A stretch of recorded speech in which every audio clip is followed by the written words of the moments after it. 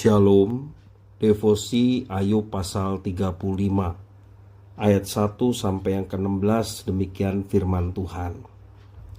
Maka berbicaralah Elihu, inikah yang kau anggap adil dan yang kau sebut kebenaranku di hadapan Allah? Kalau engkau bertanya, apakah gunanya bagiku? Apakah kelebihanku bila aku berbuat dosa? Akulah yang akan memberi jawab kepadamu dan kepada sahabat-sahabatmu bersama-sama dengan engkau. Arahkanlah pandanganmu ke langit dan lihatlah, perhatikanlah awan-awan yang lebih tinggi daripadamu. Jikalau engkau berbuat dosa, apa yang akan kau lakukan terhadap dia? Kalau pelanggaranmu banyak, apa yang kau buat terhadap dia? Jikalau engkau benar, apakah yang kau berikan kepada dia? Atau apakah yang diterimanya daripadamu? Hanya orang seperti engkau yang dirugikan oleh kefasikanmu, dan hanya anak manusia yang diuntungkan oleh kebenaranmu. Orang menjerit oleh karena banyaknya penindasan, berteriak minta tolong oleh karena kekerasan orang-orang yang berkuasa. Tetapi orang tidak bertanya, di mana Allah yang membuat aku, dan yang memberi nyanyian pujian di waktu malam, yang memberi kita akal budi melebihi binatang di bumi dan hikmat melebihi burung di udara? Ketika itu orang menjerit, tetapi ia tidak menjawab oleh karena kecongkakan orang-orang jahat. Sungguh, teriakan yang kosong tidak didengar Allah dan tidak dihiraukan oleh Yang Maha Kuasa. Lebih-lebih lagi, kalau engkau berkata bahwa engkau tidak melihat dia, bahwa perkaramu sudah diadukan ke hadapannya, tetapi masih juga engkau menanti-nantikan dia.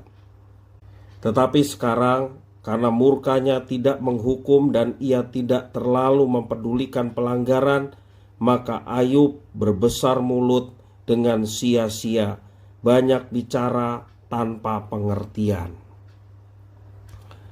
Setiap orang punya beban hidup yang berbeda-beda, dan masing-masing menanggungnya dengan daya yang berbeda juga. Saat beban hidup melanda kita, kerap kali kita menyalahkan Tuhan. Kita tak mau melihat dari perspektif lain atau merenungi apa yang Tuhan ingin tunjukkan lewat peristiwa yang kita sedang alami.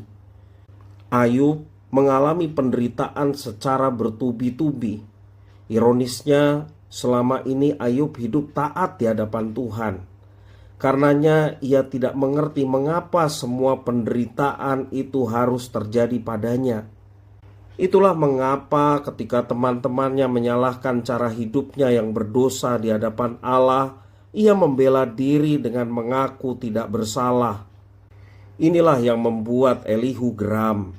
Elihu merespon pernyataan Ayub secara tendensius dan emosional. Elihu menunjukkan pemahaman yang keliru tentang Allah. Ia percaya bahwa Allah adalah pribadi yang jauh dari manusia. Kekuasaan dan kedaulatannya jauh lebih besar daripada kebaikan dan kebenaran semua manusia, termasuk Ayub. Ia berpikir bahwa jika Tuhan Allah tidak menolong Ayub, itu artinya Ayub bersalah. Baginya, apa yang dialami Ayub adalah hukuman yang memang pantas diterima oleh Ayub. Pada akhirnya, Elihu mengatakan bahwa Ayub banyak bicara tanpa pengertian. Alih-alih berempati atas apa yang terjadi pada kawannya Ayub, Elihu malah berfokus pada pandangan dan pengertiannya sendiri.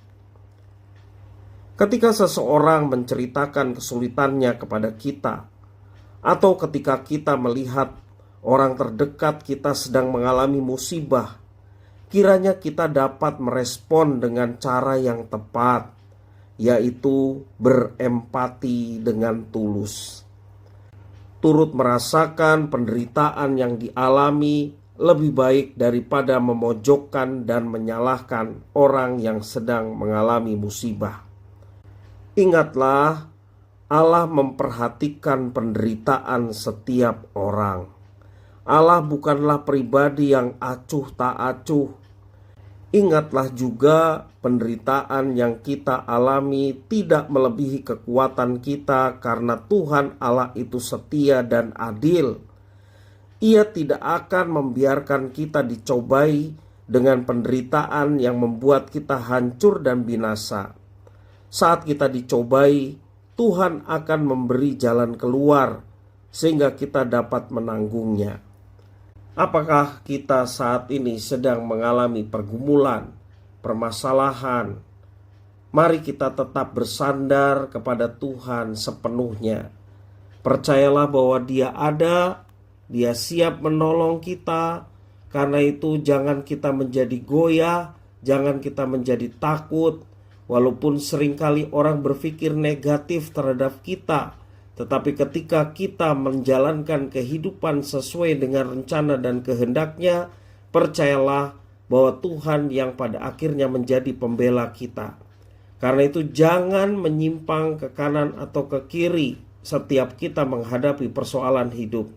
Tetaplah berserah kepadanya, tetaplah beriman dan yakin bahwa Allah bekerja untuk mendatangkan kebaikan bagi mereka yang mengasihinya. Tuhan Yesus memberkati.